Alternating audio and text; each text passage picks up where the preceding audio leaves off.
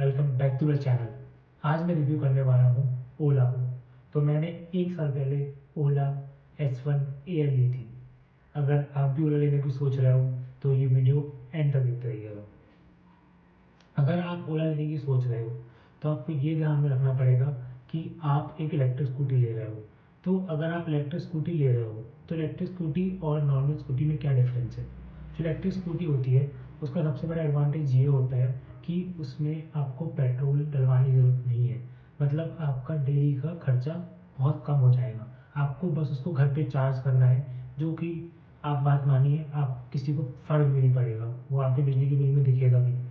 तो अगर आपको पेट्रोल गाड़ी लेने में मतलब पेट्रोल गाड़ी चलाने में ये लगता है हर हफ्ते मेरे 500-1000 रुपये खर्च होंगे, तो इसलिए नहीं लूँ, तो आप एक ओला लेने को कंसिडर कर सकते हैं या कोई इलेक्ट्रिक गाड़ी लेने का कंसिडरेशन कर सकते हैं। तो आपको ओला लेनी चाहिए या कोई और गाड़ी लेनी चाहिए, इसके लिए मैं आपको सजेस्ट करूँगा कि सबसे पहले आप अपना बजट डिफाइन करें। सपोज़ अगर आपका बजट 50-60 हज़ार रुपये है तो आप ये बोलेंगे कि हो सकता है मैं एक काम करता हूँ, मैं एक सस्ती ले लेता हूँ। बट आपको ये बात समझनी पड़ेगी कि जो इनकी बैटरीज होती है वो डिफरेंट होती है। तो अगर आपने मन ही बना लिया है कि आपको 2024 या 2025 में एक इलेक्ट्रिक स्कूटी लेनी है, तो बाज़ार में बहुत तरह के ऑप्शन हैं। जैसे कि सस्ती इलेक्ट्रिक स्कूटीज आती हैं 50-60 हज़ार की, और महंगी आती हैं जैसे कि एथर 1,80,000, ओला 1,80,000, 2 लाख तक की। तो आपको ये समझना पड़ेगा। तो जब मैं मार्केट में गया था रिसर्च करने, तो जो सस्ती गाड़ियाँ होती हैं उन गाड़ियों में क्या दिक्कत होती है कि उनकी बैटरी 17-18 महीने में ख़राब हो जाती है, तो उनको बार बार चेंज करना पड़ता है क्योंकि वो लैंड बेस्ड बैटरीज होती है। और जो लैंड बेस्ड बैटरीज होती है उनमें सबसे बड़ा इशू ये होता है कि आपको 18 महीने में उसकी बैटरी की कुछ कंपोनेंट्स या बैटरी चेंज करनी पड़ेगी, और वो बहुत स्लो चलती है। ओला और एथर है, ये लिथियम आयन बैटरीज होती है इनमें, तो इनकी बैटरी रेंज काफ़ी लंबा चलता है। अब ओला 8 से 9 साल की वारंटी भी देने लगा है। तो ओला लेने के मैं आपको कुछ प्रोज बताता हूँ। तो सबसे पहले ओला के सस्ते वेरिएंट्स आते हैं, उसमें आपको 2 किलोवाट वाली बैटरी नहीं लेनी है, आपको 3 किलोवाट वाली बैटरी से ऊपर इलेक्ट्रिक स्कूटी लेनी है। अब इसका रीज़न क्या है मैं आपको बताता हूँ। जैसे आप सपोज करिए कि आज मेरे घर पे एक एक्टिवा है और एक ओला है।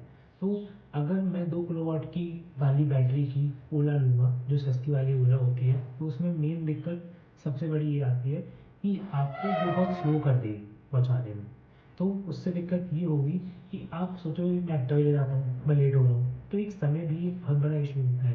तो लोग क्या करते हैं, समय बचाने के लिए, सम पैसे बचाने के लिए समय को कंप्रोमाइज़ आप डेली लाइफ में नहीं करोगे, आप पेट्रोल की स्कूटी ले जाओगे। दूसरा उसमें तो चार्जिंग और स्लो होती है, तो वो स्लो के चक्कर में आपको और इशू आएगा। अगर आप 3 किलोवाट वाली बैटरी लेते हो तो उसमें भी जो चार्जिंग स्पीड रहती है वो स्लो रहती है कंपेयर टू आप अगर S1 एयर लेते हो। तो ओला में 3 तरह के आते हैं, ओला S1, S1X, S1X प्लस, ओला S1 एयर और S1 प्रो। तो मैंने एयर ली थी जो कि मुझे 1,30,000 की पड़ी थी उस समय। अगर आप S1X लेना चाह रहे हो तो S1X होता है, उसमें 2 किलोवाट वाला वेरियंट रहता है और 3 किलोवाट वाला वेरियंट रहता है। आपको हमेशा 3 किलोवाट वाला वेरियंट ही लेना है, क्योंकि अगर आपको बिल्कुल स्पीड मिलेगी तो आपको चलाने में मज़ा नहीं आएगा, अनटिल अनलेस आप ये सोचो कि आपको RTO वाली जो गाड़ी है, आपको नॉन RTO आनी चाहिए। तो मैं आपको सजेस्ट करूँगा, अगर आप ओला लेना चाह रहे हो तो आप 1 लाख वाली जो की वाली होती है ओला, वो आप ले सकते हैं। उसमें बस एक डिसएडवांटेज ये रहेगा कि उसको आपको जब आप चार्ज करोगे तो उसमें थोड़ा टाइम चार्जिंग बढ़ जाएगा।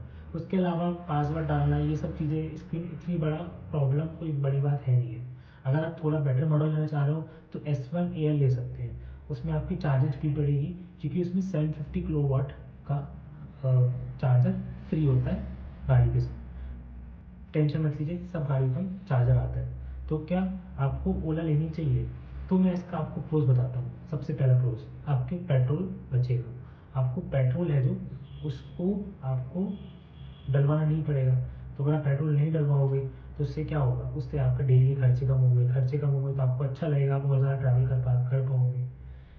दूसरा बड़ा एडवांटेज, ये जो गाड़ी होती है बहुत तेज़ भागती है, मतलब आपको चलाने में बहुत मज़ा आएगा। आप इसको चलाओगे, आपको तो लगेगा पैसे बच रहे हैं, दूसरा आपको चलाने में मज़ा आएगा, क्योंकि नॉर्मल ट्रेडिशनल गाड़ी से ये अच्छी होती है। तीसरा, आपको इसमें एक मज़ा एक चीज़ का और आएगा कि आपको बस इसके दो मेजर एडवांटेज है। अब इसका डिसएडवांटेज बताता हूँ मैं आपको। सबसे पहली, मैं 1 साल से चला रहा हूँ, मेरा ओला की जो साइड स्टैंड है वो 2 बार टूट गया है। वो प्लास्टिक का साइड स्टैंड लगा के देते हैं, वो मैं 2 बार टूट गया। तो गाड़ी पूरी प्लास्टिक की बनी है, अगर कहीं छिलेगी, टच होगी तो उसको स्क्रैचेज आने के चांसेस हैं, और मेरा तो स्टैंड 2 बार टूट गया।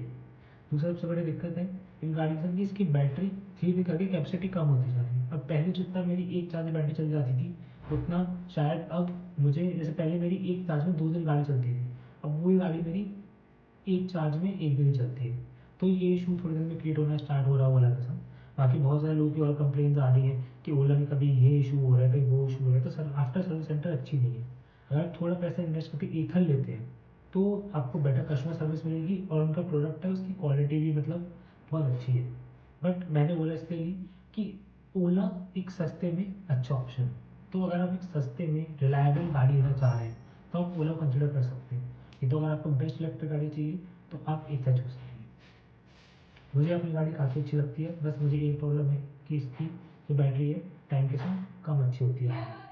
बाकी अगर कोई और इशू आता है तो मैं आपको फ्यूचर में बताता हूँ। अगर कोई वीडियो अच्छी लगी तो चैनल को जरूर सब्सक्राइब करिएगा। मिलते हैं अगली वीडियो में।